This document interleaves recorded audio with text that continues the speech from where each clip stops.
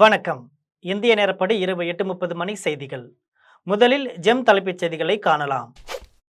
லாலு பிரசாத் மகன் முதலமைச்சராகவோ, சோனியா காந்தியின் மகன் பிரதமராகவோ ஆக முடியாது.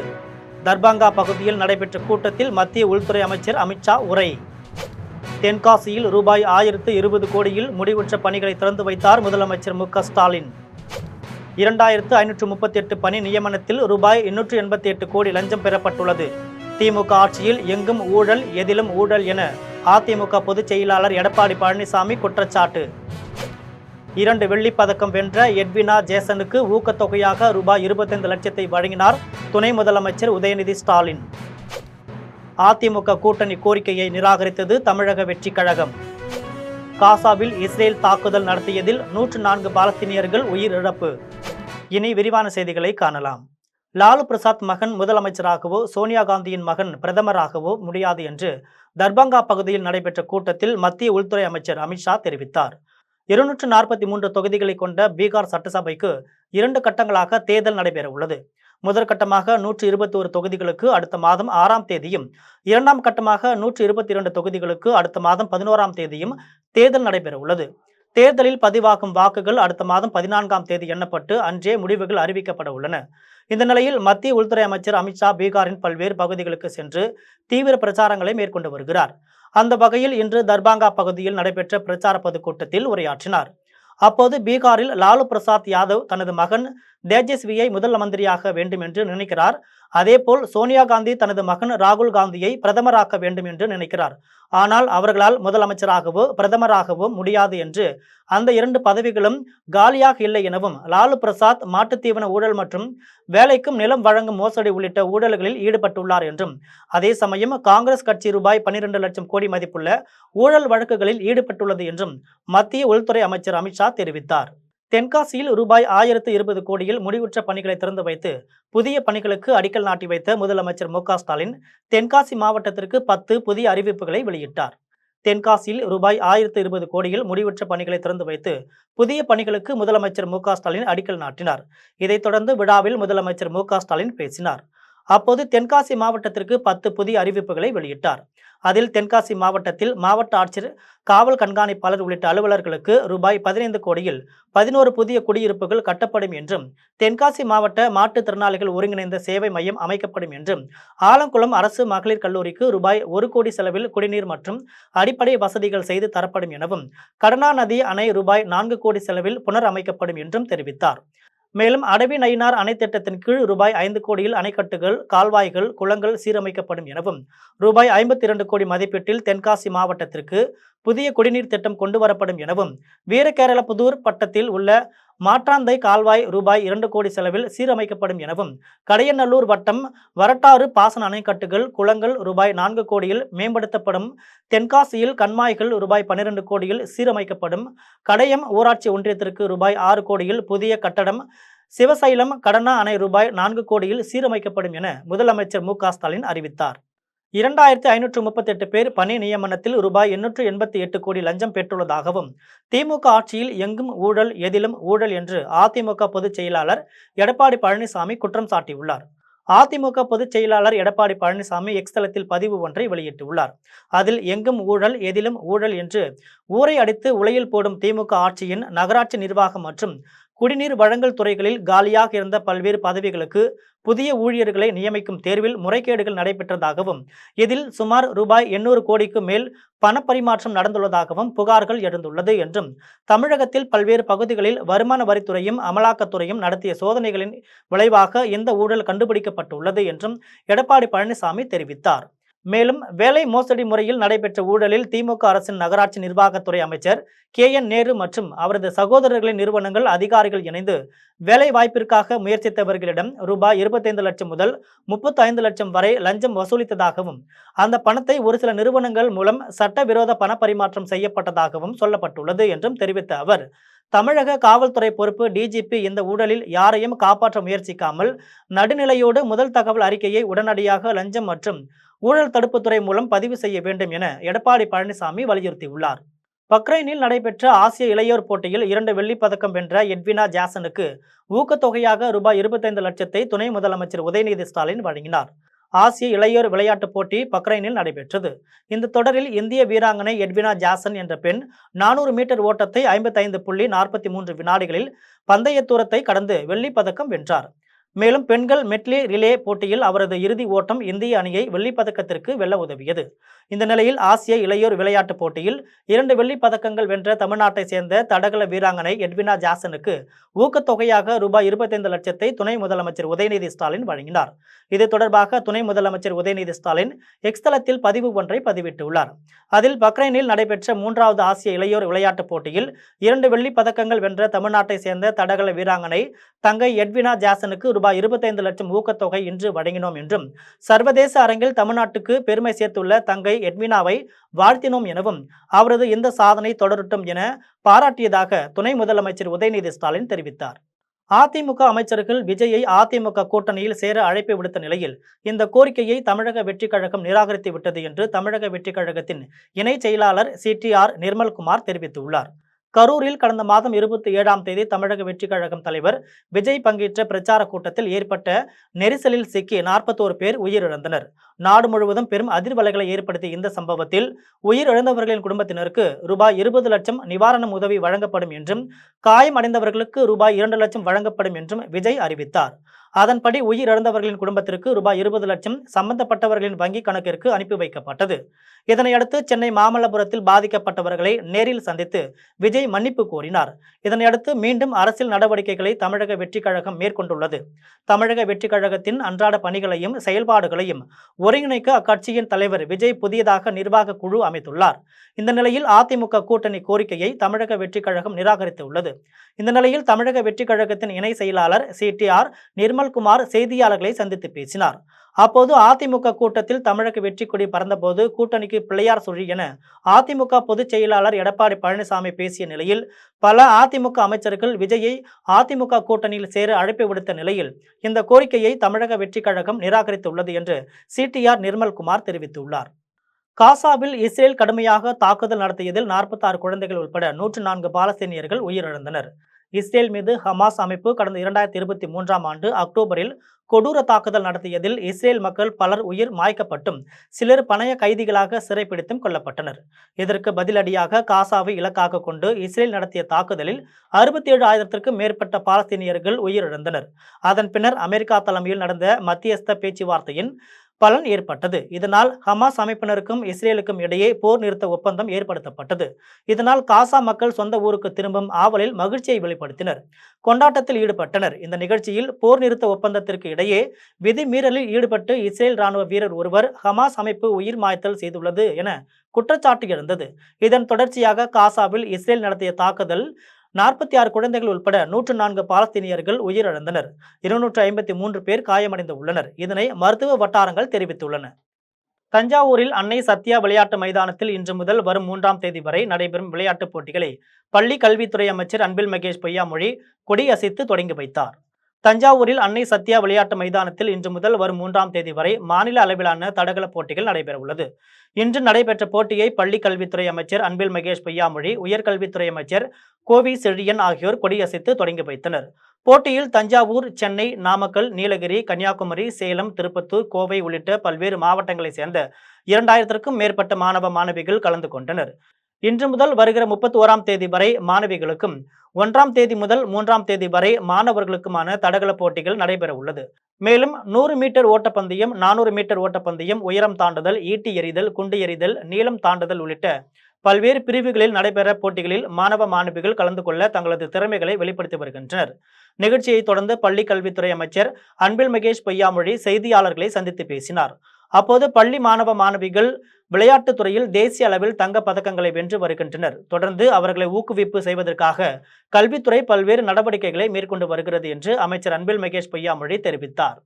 2026 தேர்தலுக்கு பிறகு பாஜக தமிழ்நாட்டிலிருந்து காணாமல் போகுமே தவிர எங்களது தலைவரோ திமுகவோ காணாமல் போகாது என்றும், மீண்டும் திமுகவின் 2.0 தொடரும் என்றும் புதுக்கோட்டையில் தமிழ்நாடு இயற்கை வளங்கள் துறை அமைச்சர் ரகுபதி தெரிவித்தார். புதுக்கோட்டை புதிய பேருந்து நிலையம் அருகே உள்ள கலைஞர் பூங்கா முன்பு மகளிர் சுய உதவி குழுவினரால் தயாரிக்கப்படும் கைவினைப் பொருட்களை விற்பனை செய்வதற்காக மதிய அங்காடி அமைக்கப்பட்டுள்ளது. இதனை தமிழ்நாடு இயற்கை வளங்கள் துறை அமைச்சர் ரகுபதி, தமிழ்நாடு பிற்படுத்தப்பட்டோர் நலத்துறை அமைச்சர் மெய்யநாதன் ஆகியோர் திறந்து வைத்தனர். நிகழ்ச்சியில் புதுக்கோட்டை சட்டமன்ற உறுப்பினர் முத்துராஜா, மாநகராட்சி மேயர் திலகவதி, செந்தில், திமுக வடக்கு மாவட்ட செயலாளர் செல்லப்பாண்டியன் உள்ளிட்ட பலரும் கலந்து கொண்டனர். நிகழ்ச்சியை தொடர்ந்து தமிழ்நாடு இயற்கை வளங்கள் துறை அமைச்சர் ரகுபதி செய்தியாளர்களை சந்தித்து பேசினார். அப்போது தமிழ்நாட்டை பற்றி தெரியாதவர்களை, ஒரே இடத்தில் நிரந்தரமாக இல்லாதவர்களை எல்லாம் தமிழ்நாட்டின் வாக்காளர் பட்டியலில் சேர்க்கக்கூடாது என்பதுதான் எங்களது கருத்து என்றும், நயினார் நாகேந்திரன் தனக்கு கொடுத்த தலைவர் பதவியை தக்க வைப்பதற்காக எதைய வேண்டுமானாலும் பேசி வருகிறார் என்றும், புதிய கூட்டணிகள் அவர்களிடத்தில் செல்லப்போவதில்லை எனவும், 2026 தேர்தலுக்கு பிறகு பாஜக தமிழ்நாட்டில் இருந்து காணாமல் போகுமே தவிர எங்களது தலைவரோ திமுகவோ காணாமல் போகாது, மீண்டும் திமுகவின் 2.0 தொடரும் என்றும் அமைச்சர் ரகுபதி தெரிவித்தார். ஆதாரை ஏற்றுக்கொள்வது என்று சொன்னால் ஆதார் வைத்திருக்கின்றவர்கள் இந்திய குடிமகன் தானே.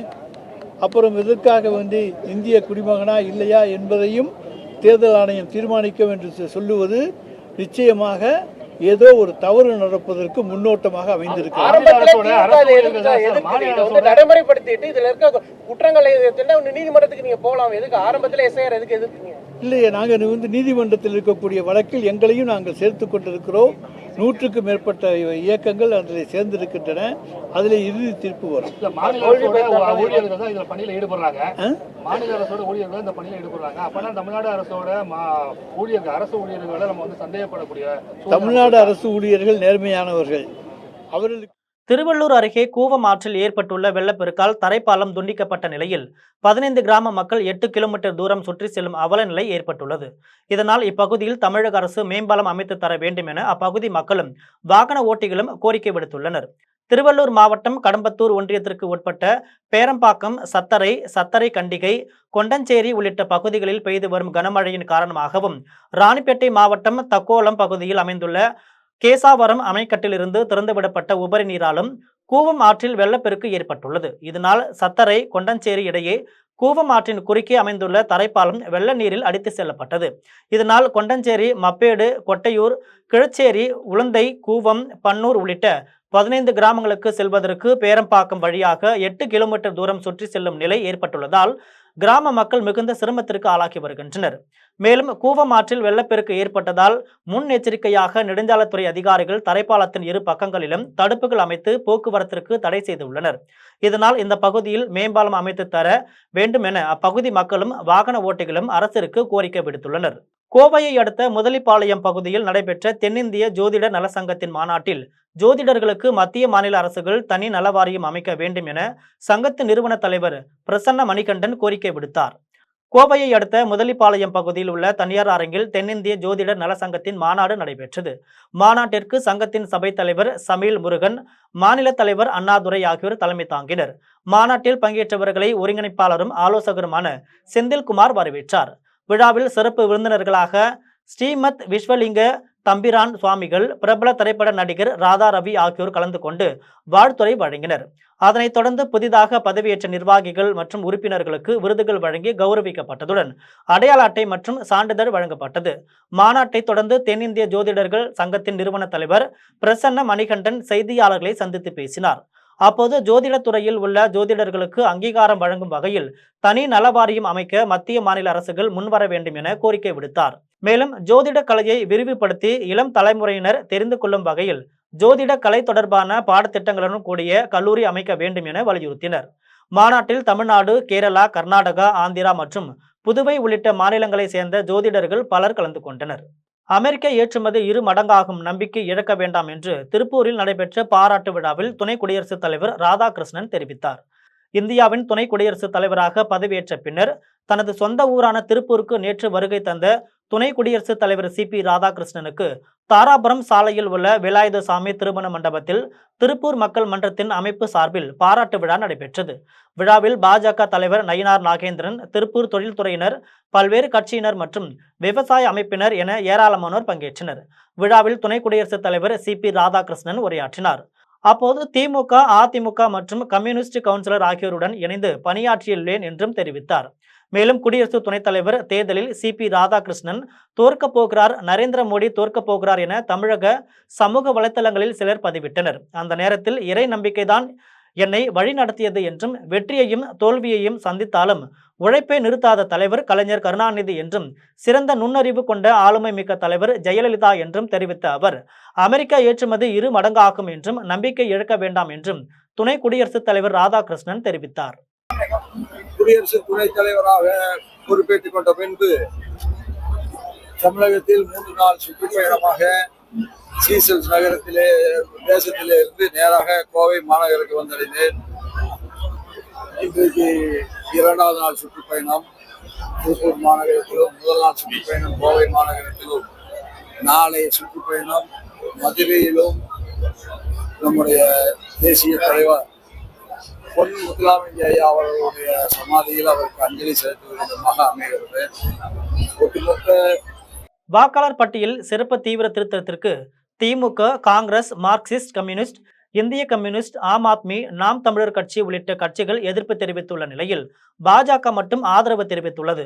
பெருநகர சென்னை மாநகராட்சியின் தலைமை அலுவலகமான ரிப்பன் மாளிகையில் சென்னை மாநகராட்சி ஆணையருக்கு மாவட்ட தேர்தல் அலுவலருமான குமரகுருபரன் தலைமையில் வாக்காளர் பட்டியல் சிறப்பு தீவிர திருத்தம் தொடர்பாக அனைத்து அங்கீகரிக்கப்பட்ட அரசியல் கட்சி பிரதிநிதிகளுடன் ஆலோசனை கூட்டம் நடைபெற்றது. கூட்டத்தில் திமுக, அதிமுக, மார்க்சிஸ்ட் கம்யூனிஸ்ட் கட்சி, இந்திய கம்யூனிஸ்ட் கட்சி, காங்கிரஸ், பாஜக, ஆம் ஆத்மி கட்சி, நாம் தமிழர் கட்சி உள்ளிட்ட கட்சி பிரதிநிதிகள் பங்கேற்றனர். கூட்டத்தில் வாக்காளர் பட்டியல் சிறப்பு தீவிர திருத்தத்திற்கு திமுக, காங்கிரஸ், மார்க்சிஸ்ட் கம்யூனிஸ்ட், இந்திய கம்யூனிஸ்ட், ஆம் ஆத்மி, நாம் தமிழர் கட்சி உள்ளிட்ட கட்சிகள் எதிர்ப்பு தெரிவித்தன. அதிமுக வாக்காளர் பட்டியல் சிறப்பு தீவிர திருத்தத்திற்கு ஆதரவும் தெரிவிக்காமல் எதிர்ப்பும் தெரிவிக்காமல் வாக்காளர் பட்டியலை முறையாக சீரமைக்க வேண்டும் என மட்டும் கோரிக்கை விடுத்தது. பாஜக மட்டும் ஆதரவு தெரிவித்தது. ஆலோசனை கூட்டம் முடிந்த பிறகு பாஜக மாநில செயலாளர் கராத்தே தியாகராஜன் செய்தியாளர்களை சந்தித்து பேசினார். அப்போது புதிதாக அறிமுகப்படுத்தப்பட்டுள்ள SIR பற்றியும், முகவர் படிவம், வாக்காளர் பட்டியல் உள்ளிட்ட பல்வேறு பிரச்சனைகள் பற்றியும் விரிவாக பேசியுள்ளோம் என தெரிவித்தார். மேலும் மாநில தேர்தல் ஆணையத்தின் நடத்தக்கூடிய கூட்டத்திலும் பாஜக சார்பில் பங்கேற்க உள்ளேன் என்றும் பாஜக மாநில செயலாளர் கராத்தே தியாகராஜன் தெரிவித்தார். விழுப்புரத்தில் 16 அம்ச கோரிக்கைகளை தமிழக அரசு நிறைவேற்ற வேண்டும் என வலியுறுத்தி ஊரக வளர்ச்சித்துறை பணியாளர்கள் அரசின் கவன ஈர்ப்பு ஆர்ப்பாட்டத்தில் ஈடுபட்டனர். தூய்மை காவலர்கள் மற்றும் சுகாதார ஊக்குநர்களின் மாத ஊதியத்தை ரூபாய் 10,000 உயர்த்தி வழங்க வேண்டும் என்பன உள்ளிட்ட 16 அம்ச கோரிக்கைகளை வலியுறுத்தி விழுப்புரம் புதிய பேருந்து நிலையம் அருகே உள்ள நகராட்சி திடலில் மாநில ஊராட்சி சங்க துணை முதல்வர் ரவி செல்வன் தலைமையில் விழுப்புரம் மாவட்டத்தை சேர்ந்த ஊரக வளர்ச்சித்துறையின் பணியாளர்கள், தூய்மை காவலர்கள், சுகாதார ஊக்குநர்கள், ஊராட்சி செயலர்கள், மக்கள் நல பணியாளர்கள் என 250க்கும் மேற்பட்டோர் அரசின் கவன ஈர்ப்பு ஆர்ப்பாட்டத்தில் ஈடுபட்டனர். ஆர்ப்பாட்டத்தில் ஊராட்சி செயலர்கள், மக்கள் நல பணியாளர்களுக்கு நிரந்தர பணி வழங்க வேண்டும், கணினி உதவியாளர்களுக்கு நிரந்தர பதவி வழங்க வேண்டும், வருடாந்திர ஊதிய உயர்வு மற்றும் பணி பாதுகாப்பு வழங்கப்பட வேண்டும் என்பன உள்ளிட்ட 16 அம்ச கோரிக்கைகளை வலியுறுத்தினர். மேலும் தங்களின் கோரிக்கைகளை தமிழக அரசு நிறைவேற்றவில்லை என்றால் நவம்பர் 24ஆம் தேதி முதல் காலவரையற்ற வேலை நிறுத்த போராட்டம் தொடங்கப்படும் என்றும் ஊரக வளர்ச்சித்துறை பணியாளர்கள் தெரிவித்தனர்.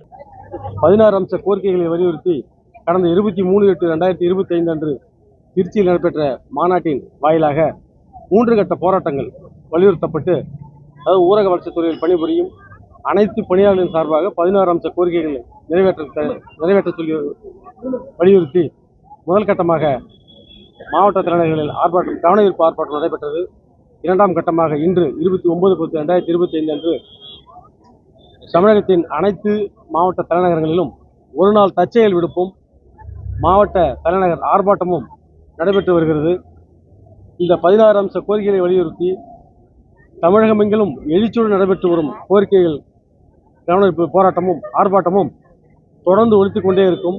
தனியாக இருந்த பெண்ணிடம் பாலியல் சீண்டலில் ஈடுபட்ட நபரை சங்கர் நகர் மகளிர் காவல்துறையினர் கைது செய்து சிறையில் அடைத்தனர். சென்னை பல்லாவரம் பம்மல் மூங்கில் ஏரி பகுதியைச் சேர்ந்த ரகுநாதன் என்பவர் பல ஆண்டுகளாக மெக்கானிக் தொழில் செய்து வந்த நிலையில் சமீப காலமாக போதைக்கு அடிமையாகி எந்த வேலையும் செய்யாமல் ஊரை சுற்றி வந்துள்ளார். இந்த நிலையில் அதே பகுதியைச் சேர்ந்த 20 வயது மதிக்கத்தக்க இளம் பெண் ஒருவர் தனது வீட்டு மாடி அறையில் தனியாக இருந்துள்ளார். இவரை நோட்டமிட்ட ரகுநாதன் இளம் பெண்ணின் வீட்டில் புகுந்து கதவை தாளிவிட்டு பாலியல் சீண்டலில் ஈடுபட்டு உள்ளார். இதனால் அதிர்ச்சியடைந்த இளம் பெண் கத்தி கூச்சலிட்டதால் கதவை திறந்து கொண்டு வீட்டிலிருந்து ரகுநாதன் வெளியே தப்பி ஓடினார். உடனடியாக அக்கம் பக்கத்தினர் திரண்டு ரகுநாதனை பிடித்து காவல்துறையினருக்கு தகவல் தெரிவித்தனர். தகவலின் பேரில் சம்பவ இடத்திற்கு வந்த சங்கர் நகர் மகளிர் காவல்துறையினர் வழக்கு பதிவு செய்து ரகுநாதனை கைது செய்து நீதிபதி முன்பு ஆஜர்படுத்தி சிறையில் அடைத்தனர். வந்தவாசியில் மக்கள் கோரிக்கைகளை முன்னிறுத்தியும் திமுக அரசை கண்டித்தும் பாஜகவினர் கண்டன ஆர்ப்பாட்டத்தில் ஈடுபட்டனர். திருவண்ணாமலை மாவட்டம் வடக்கு மாவட்ட பாரதிய ஜனதா கட்சியின் சார்பில் வந்தவாசி புதிய பேருந்து நிலைய சாலையில் மக்களின் பல்வேறு கோரிக்கைகளை நிறைவேற்ற வேண்டும் என வலியுறுத்தியும் திமுக அரசை கண்டித்தும் பாஜக மாவட்ட பொதுச் செயலாளர் பி. முத்துசாமி தலைமையில் பாஜகவினர் கண்டன ஆர்ப்பாட்டத்தில் ஈடுபட்டனர். மாநில செயற்குழு உறுப்பினர்கள் பாஸ்கரன், சாசா வெங்கடேசன், பொதுச் செயலாளர்கள் குருலிங்கம், சட்டமன்ற தொகுதி பொறுப்பாளர் நவநீதி, சமூக ஊடக பிரிவு மாவட்ட தலைவர் குணசேகர், மாவட்ட பொதுச் செயலாளர் முத்துசாமி ஆகியோர் முன்னிலை வகித்தனர். ஆர்ப்பாட்டத்தில் பங்கேற்றவர்களை நகர தலைவர் ஆர். சுரேஷ் வரவேற்றார். வடக்கு மாவட்ட தலைவர் கவிதா வெங்கடேசன், மாவட்ட பொதுச் செயலாளர் வெங்கட்ராமன், பொருளாளர் அருள் ஆகியோர் கண்டன உரையாற்றினர். ஆர்ப்பாட்டத்தில் வந்தவாசி நகராட்சியில் 3 நாட்களுக்கு ஒருமுறை வழங்கப்பட்ட குடிநீர் இப்போது 10 நாட்களாகியும் வழங்காததால் குடிநீர் தட்டுப்பாடு ஏற்படுகிறது எனவும், கோட்டை காலனி தெருவில் சமுதாய கூடம் கட்டிடப் பணிகள் நிறைவடைந்ததும் பல வருடங்களாக திறக்காமல் உள்ளது எனவும் தெரிவித்தார். மேலும் வந்தவாசி நகராட்சிக்கு உட்பட்ட 1, 2, 3வது வார்டுகளுக்கு சுடுகாட்டு பாதை அமைக்க வேண்டும். தென்னாங்கூர் அரசு கலை மற்றும் அறிவியல் கல்லூரி மாணவர்களுக்கு கல்லூரி திறக்கும் நேரத்தில் பேருந்து வசதிகளை ஏற்படுத்த வேண்டும். இடிக்கப்பட்ட தொல்லூர் ஊராட்சி ஒன்றிய தொடக்கப்பள்ளி கட்டிடத்தை கட்டித்தர வேண்டும் என்பன உள்ளிட்ட பல்வேறு கோரிக்கைகளை வலியுறுத்தினர். இதில் பாஜக மண்டல தலைவர்கள் சேவேந்திரன், முருகன், சரவணன், எழிலரசன், தயாளன், முன்னாள் நகரமன்ற உறுப்பினர் ரகுராம், வினோத் குமார் உட்பட 100க்கும் மேற்பட்டோர் கலந்து கொண்டனர். ஆர்ப்பாட்ட நிறைவில் மேற்கு ஒன்றிய பாஜக தலைவர் மணிகண்டன் நன்றி தெரிவித்தார். அம்பத்தூர் தொழில்பேட்டையில் அமைந்துள்ள அரசு தொழிற்பயிற்சி நிலையத்தில் 7 நாட்கள் பயிற்சி முடித்து திருவள்ளூர் மாவட்டத்தை சேர்ந்த தமிழ்நாடு அமைப்பு சாரா கட்டுமான தொழிலாளர்கள் தமிழ்நாடு முதலமைச்சர் மு. ஸ்டாலினுக்கு நன்றி தெரிவித்தனர். தொழிலாளர் நலன் மற்றும் திறன் மேம்பாட்டுத் துறையின் சார்பில் தமிழ்நாடு முழுவதும் 50,000 கட்டுமான தொழிலாளர்களுக்கு 12 தொழில்கள் பிரிவில் 7 நாள் பயிற்சி அளிக்க வேண்டும் என தமிழக அரசு ஆணை பிறப்பித்துள்ளது. இந்த நிலையில் திருவள்ளூர் மாவட்டம் முழுவதிலும் உள்ள 1100 தொழிலாளர்களை மகாகவி பாரதியார் கட்டிடம் மற்றும் தமிழ்நாடு அமைப்பு சாரா தொழிலாளர் சங்கத்தின் மாநில தலைவர் தனலட்சுமியின் முயற்சியால் கண்டறியப்பட்டு விளிம்பு நிலையில் உள்ள தொழிலாளர்களான கட்டுமான கொத்தனார் 50 பேர், கார்பெண்டர் 25 பேர், எலக்ட்ரீஷியன் 25 பேர் என 100 கட்டுமான சங்க உறுப்பினர்களின் வாழ்வாதாரத்தை உயர்த்தும் விதமாக அம்பத்தூர் தொழில்பேட்டையில் அமைந்துள்ள அரசு தொழிற்பயிற்சி நிலையத்தில் 3வது கட்டமாக 7 நாள் சிறந்த முறையில் பயிற்சி அளிக்கப்பட்டது. பயிற்சி மற்றும் பிராக்டிகலில் தேர்ச்சி பெற்றவர்களுக்கு தமிழ்நாடு அமைப்பு சாரா தொழிலாளர் சங்கத்தின் சார்பில் சால்வை அணிவித்து கௌரவிக்கப்பட்டது. மேலும் 7 நாட்கள் பயிற்சியில் பங்கேற்ற தொழிலாளர்கள் ஒருவருக்கும் கலைஞர் கைவினை திட்டத்தின் மூலமாக திருவள்ளூர் மாவட்ட தொழில் மையத்தின் மூலமாகவும் ரூபாய் 50,000 மானியத்தில் 3 லட்சம் கடன் உதவி வழங்கப்பட்டுள்ளது. இந்த நிலையில் இத்தகைய சலுகைகளை வழங்கிய தமிழ்நாடு முதலமைச்சர் மு. ஸ்டாலினுக்கு மகாகவி பாரதியார் கட்டிடம் மற்றும் தமிழ்நாடு அமைப்பு சாரா தொழிலாளர் சங்கத்தின் மாநில தலைவி தனலட்சுமி மற்றும் கட்டுமான தொழிலாளர்கள் வாழ்த்துக்களையும் நன்றியையும் தெரிவித்தனர். விக்கிரமங்கலத்தில் சுமார் 20,000 ஏக்கர் நிலங்கள் பாசன வசதி பெறும் வகையில் திருமங்கலம் பாசன கால்வாயிலிருந்து உசிலம்பட்டி சட்டமன்ற உறுப்பினர் ஐயப்பன், விவசாய சங்க தலைவர் ராமன் ஆகியோர் தண்ணீர் திறந்து வைத்தனர். மதுரை மாவட்டம் செல்லம்பட்டி ஒன்றியத்திற்கு உட்பட்ட விக்கிரமங்கலத்தில் உள்ள திருமங்கலம் பிரதான கால்வாயிலிருந்து பாசன வசதிக்காக உசிலம்பட்டி சட்டமன்ற உறுப்பினர் ஐயப்பன், திருமங்கலம் பாசன கோட்ட விவசாய சங்க தலைவர் ராமன் ஆகியோர் தண்ணீர் திறந்து வைத்தனர். திறக்கப்பட்ட தண்ணீரின் மூலம் 33 கான்வாய்கள் நிரம்பியதால் சுமார் 20,000 ஏக்கர் நிலங்கள் பாசன வசதி பெறுகிறது. இந்த நிலையில் உசிலம்பட்டி சட்டமன்ற தொகுதியில் 18 கண்மாய்களும், திருமங்கலம் சட்டமன்ற தொகுதியில் 15 கண்மாய்களும் பாசன வசதி பெறுகிறது. திறக்கப்பட்ட தண்ணீர் தோராயமாக பெரிய சிறிய கால்வாய்கள் மூலம் 42 கிலோமீட்டர் பயணித்து முதலைக்குளம் கண்மாய், மரவன்குளம் கண்மாய் ஆகியவை நிரம்பியது. இதனால் விவசாயிகள் மகிழ்ச்சி அடைந்தனர். தண்ணீர் திறப்பு நிகழ்ச்சியில் பங்கேற்ற விவசாயிகள் கிளை காய்வால்களை முறையாக தூர்வார வேண்டும் என்றும், விவசாயத்திற்கு கூடுதலாக நிதி ஒதுக்க வேண்டும் என்றும் தமிழக அரசிற்கு கோரிக்கை விடுத்தனர். இந்த நிகழ்ச்சியில் முன்னாள் ஊராட்சி மன்ற தலைவர் பூங்கொடி பாண்டி, மாவட்ட விவசாய பிரிவு செயலாளர் PT மோகன், விக்கிரமங்கலம் பழனிவேல், மூக்கன், பன்னியாங் சிங், கொக்குளம் சிவா, ஆட்சி மன்ற குழு நிர்வாகிகள், முன்னாள் ஒன்றிய கவுன்சிலர்கள், ஊராட்சி வார்டு கவுன்சிலர்கள், நீர்ப்பாசனத்துறை அதிகாரிகள், விவசாயிகள், விவசாய சங்க பிரதிநிதிகள் உள்ளிட்ட பலர் கலந்து கொண்டனர். மத்திய அரசு அறிவித்ததை போன்று ஜூலை 1ஆம் தேதியிலிருந்து 3% அகவிலைப்படியை தமிழக அரசு உடனடியாக வழங்க வேண்டும் என்பன உள்ளிட்ட 30 அம்ச கோரிக்கைகளை வலியுறுத்தி கரூரில் தமிழ்நாடு அரசு ஊழியர் சங்கத்தினர் தர்ணா போராட்டத்தில் ஈடுபட்டனர். தமிழ்நாடு அரசு ஊழியர் சங்கம் சார்பில் 30 அம்ச கோரிக்கைகளை வலியுறுத்தி தமிழகம் முழுவதும் மாவட்ட தலைநகரங்களில் அரசு ஊழியர்கள் தர்ணா போராட்டத்தில் ஈடுபட்டனர். அதன் ஒரு பகுதியாக கரூர் மாவட்ட ஆட்சியர் அலுவலகம் அருகே தமிழ்நாடு அரசு ஊழியர் சங்கத்தின் கரூர் மாவட்ட மையம் சார்பில் சங்கத்தின் மாவட்ட தலைவர் தனலட்சுமி தலைமையில் அரசு ஊழியர்கள் தர்ணா போராட்டத்தில் ஈடுபட்டனர். போராட்டத்தில் மாவட்ட செயலாளர் சிங்கராயர், மாநில செயலாளர் சென்னமராஜ், மாநில துணைத் தலைவர் விஜயகுமார், தமிழ்நாடு ஆசிரியர் கூட்டணி சங்க மாநில பொருளாளர் பெரியசாமி, மாவட்ட பொருளாளர் வெங்கடேஸ்வரன் உள்ளிட்ட சங்க நிர்வாகிகள், அரசு ஊழியர்கள் கலந்து கொண்டு கோரிக்கைகளை வலியுறுத்தி முழக்கங்களை எழுப்பினர். அப்போது மத்திய அரசு அறிவித்ததை போன்று ஜூலை 1ஆம் தேதியிலிருந்து 3% அகவிலைப்படியை தமிழக அரசு உடனடியாக வழங்க வேண்டும். புதிய ஓய்வூதிய திட்டத்தை ரத்து செய்து பழைய ஓய்வூதிய திட்டத்தை அமல்படுத்த வேண்டும். தொகுப்பூதியம், மதிப்பூதியம், சிறப்பு காலமுறை ஊதியத்தில் பணியாற்றும் அனைவரையும் காலமுறை ஊதியத்தில் பணி அமர்த்திட வேண்டும். 21 மாத கால நிலுவைத் தொகையை வழங்கிட வேண்டும். சாலை பணியாளர்களின் 41 மாத பணி நீக்க காலத்தை சென்னை உயர்நீதிமன்ற ஆணையின்படி முறைப்படுத்த வேண்டும் என்பன உள்ளிட்ட பல்வேறு கோரிக்கைகளை வலியுறுத்தினர். சார்பாக இன்றைய தினம் மாநிலம் தழுவிய மாபெரும் தர்ணா போராட்டம் துவங்கி கரூரில் நடைபெற்று வருகிறது. தமிழக அரசாங்கம் அகவிலைப்படி கூட அறிவிக்காமல் இருப்பது வேதனை இருக்கிறது. தேர்தல் கால வாக்குறுதி நாங்கள் ஆட்சிக்கு வந்தால் புதிய பென்ஷன் திட்டத்தை ரத்து செய்வோம் என்று 4.5 வருஷம் முடிந்து போச்சு. இன்றைக்கு தமிழக அரசை வஞ்சிக்கக்கூடிய அளவில் இன்றைக்கு தமிழக அரசாங்கம் இருக்கிறது. திமுக திராவிட முன்னேற்றக் கழகம் எதிர்க்கட்சி தலைவராக இருக்கும்போது நாங்கள் போராடக்கூடிய இடங்களில் வந்து நாங்கள் கழக ஆட்சி அமைந்தவுடன் உங்களுடைய கோரிக்கை நிறைவேற்றப்படும் என்று சொன்னார். ஆனால் இன்றைக்கு 4.5 வருஷம் முடிஞ்சு. தேசிய அளவில் வெற்றி பெற்ற கபடி வீராங்கனை கார்த்திகா செம்மஞ்சேரியில் செயின்ட் ஜோசப் கல்வி குழும தலைவர் பாபு மனோகரை சந்தித்து வாழ்த்து பெற்றார். தேசிய அளவில் வெற்றி பெற்றதை தொடர்ந்து கபடி வீராங்கனை கார்த்திகா செம்மஞ்சேரியில் செயல்படும் செயின்ட் ஜோசப் பொறியியல் கல்லூரியின் தலைவர் முனைவர் பாபு மனோகரை நேரில் சந்தித்து வாழ்த்து பெற்றார். அதன் பின்னர் கபடி வீராங்கனை செய்தியாளர்களை சந்தித்து பேசினார். அப்போது செயின்ட் ஜோசப் பொறியியல் கல்லூரி விளையாட்டு வீரர்களை ஊக்குவித்து தொடர்ந்து ஸ்பான்சர்ஷிப் வழங்கி வருகின்றனர் எனவும், கல்லூரி அளித்த ஆதரவின் காரணமாகத்தான் வெற்றி பெற முடிந்தது என்றும் கபடி வீராங்கனை கார்த்திகா நெகிழ்ச்சியுடன் தெரிவித்தார். மேலும் தான் போட்டியில் வெற்றி பெற உறுதுணையாக இருந்த செயின்ட் ஜோசப் பொறியியல் கல்லூரி நிர்வாகத்திற்கும், குறிப்பாக கல்லூரி தலைவர் பாபு மனோகருக்கும் மரியாதையும் நன்றியையும் தெரிவித்துக் கொள்வதாக கார்த்திகா தெரிவித்தார். இதனையடுத்து கபடி வீராங்கனை கார்த்திகாவிற்கு வாழ்த்துக்களையும் பாராட்டுகளையும் தெரிவித்து தொடர்ந்து ஆதரவு அளிப்பதாக கல்லூரி தலைவர் முனைவர் பாபு மனோகர் தெரிவித்தார். செய்தியாளர்களை சந்தித்த போது கல்லூரி நிர்வாகத்தினர் உடன் இருந்தனர். நான் Karthika, Kannagi Nagar 3rd youth Asian கேம்ஸில் பரைனில் நடந்த டோர்னமெண்ட்டில் நான் வைஸ் கேப்டனாக போயிருந்தேன். நம்ம கபடி டீமுக்கு நம்ம சென்ட் ஜோசப் காலேஜ் ரொம்ப சப்போர்ட் பண்ணியிருந்தாங்க எனக்கு. நாங்கள் சேர்மன் சாருக்கு ரொம்ப தேங்க்ஸ் சொல்லணும். சார் வந்து நிறைய நியூட்ரிஷன் சப்போர்ட் பண்ணியிருக்காங்க. நம்ம கண்டெய்னரில் கிரவுண்ட் இல்லாத போது மேட்டில் ப்ராக்டிஸ் பண்ண முடியல. அப்போ இங்கே வீக்லி 3 days வந்து மேட் ப்ராக்டிஸ் பண்ணுவோம் இங்கே இருக்க டீம்மேட்ஸோட. சிஎம் சாரும் டெப்யூட்டி சிஎம் சாரும் 25 lakhs கொடுத்துருந்தாங்க. அது ரொம்ப ஃபேமிலிக்கு ஃபினான்ஷியலாக சப்போர்ட்டிவாக இருந்தது. இன்னும் கண்டெய்னருக்கு தேவையான சப்போர்ட்லாம் பண்ணுறேன்னு சொல்லியிருக்காங்க. அது ரொம்ப சந்தோஷமாக இருக்குது. அரக்கோணத்தில் கழிவுநீர் கால்வாய்களை தூர்வாராத நகராட்சி நிர்வாகத்தை கண்டித்து பொதுமக்கள் சாலை மறியல் போராட்டத்தில் ஈடுபட்டனர். ராணிப்பேட்டை மாவட்டம் அரக்கோணம் SRK பகுதியில் கிருஷ்ணாம்பேட்டையில் 1 மற்றும் 2வது தெருவில் கடந்த 2 நாட்களாக பெய்த கனமழையால் வீடுகளில் மழை நீருடன் கழிவு நீர் புகுந்ததால் பொதுமக்கள் பெரும் சிரமத்தை சந்தித்து வருகின்றனர்.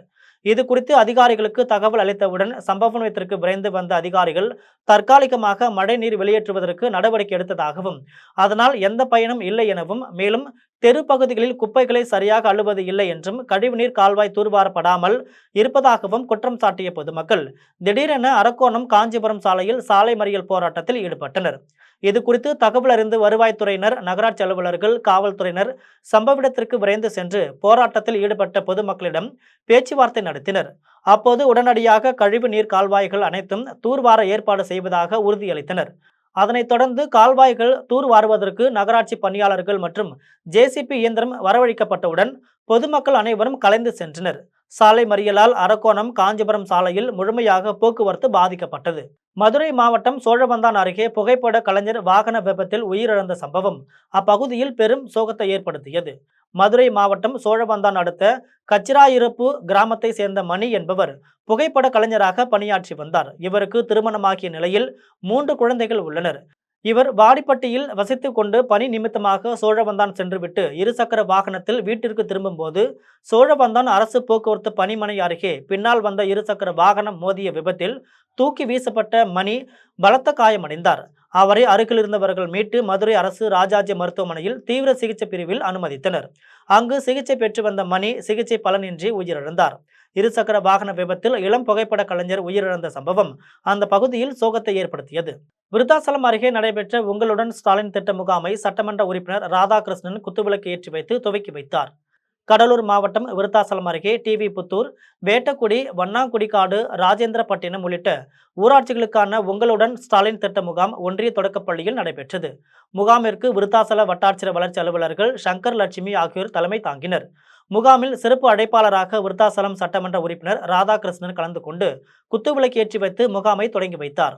முகாமில் பொதுமக்கள் கலந்து கொண்டு கலைஞர் மகளிர் உரிமை தொகை, முதியோர் உதவித்தொகை, மாற்றுத்திறனாளிகள் உதவித்தொகை, வீட்டுமனை பட்டா, குடும்ப அட்டை, ஆதார் அட்டை உள்ளிட்ட பல்வேறு கோரிக்கை மனுக்களை அளித்தனர். முகாமில் ஊரக வளர்ச்சி மற்றும் உள்ளாட்சித்துறை, வருவாய் மற்றும் பேரிடர் மேலாண்மை துறை, மருத்துவம் மற்றும் மக்கள் நல்வாழ்வுத்துறை உள்ளிட்ட 18 துறைகளின் அலுவலர்கள் பங்கேற்று பொதுமக்கள் அளித்த மனுக்களை பெற்று பரிசீலனை செய்தனர். இதில் உதவி மின் பொறியாளர் இளஞ்செழியன், துணை வட்டார வளர்ச்சி அலுவலர் செல்வபாலன், மருத்துவர் சுகன்யா, தலைமை ஆசிரியர் தேன்மொழி, விருத்தாசலம் காங்கிரஸ் கமிட்டி நகர தலைவர் ரஞ்சித், லெனின், வெற்றிவேல், ரமேஷ், ராஜசேகர் உட்பட பலர் கலந்து கொண்டனர். பொள்ளாச்சி அருகே உள்ள ஜமீன் புத்தூர் பாலமுருகன் திருக்கோவிலில் வள்ளி தெய்வானை சமேத முருகப்பெருமானுக்கு திருக்கல்யாண வைபவம் வெகு விமர்சையாக நடைபெற்றது. தமிழகம் எங்கும் கடந்த ஒரு வாரமாக முருகன் திருக்கோவில்களில் கந்த சஷ்டி விழாவும் சூரனை வதம் செய்யும் நிகழ்ச்சியும் நடைபெற்றது. அதன்படி பொள்ளாச்சி அருகே அமைந்துள்ள ஸ்ரீ பாலமுருகன் திருக்கோவிலில் கடைசி நாள் நிகழ்வாக வள்ளி தெய்வானை சுப்பிரமணிய சுவாமிக்கு 16 வகையான மூலிகை திரவியங்களால் அபிஷேகம் நடைபெற்றது. அதன் பின்னர் சுப்பிரமணிய சுவாமிக்கு வள்ளி தெய்வானைக்கும் திருக்கல்யாண வைபவம் சிறப்பாக நடைபெற்றது. விழாவில் ஏராளமான பக்தர்கள் கலந்து கொண்டு பக்தி பரவசத்துடன் அரோகரா கோஷத்துடன் மனமுருகி வள்ளி தெய்வானை சமேத முருகப்பெருமானை வழிபட்டனர்.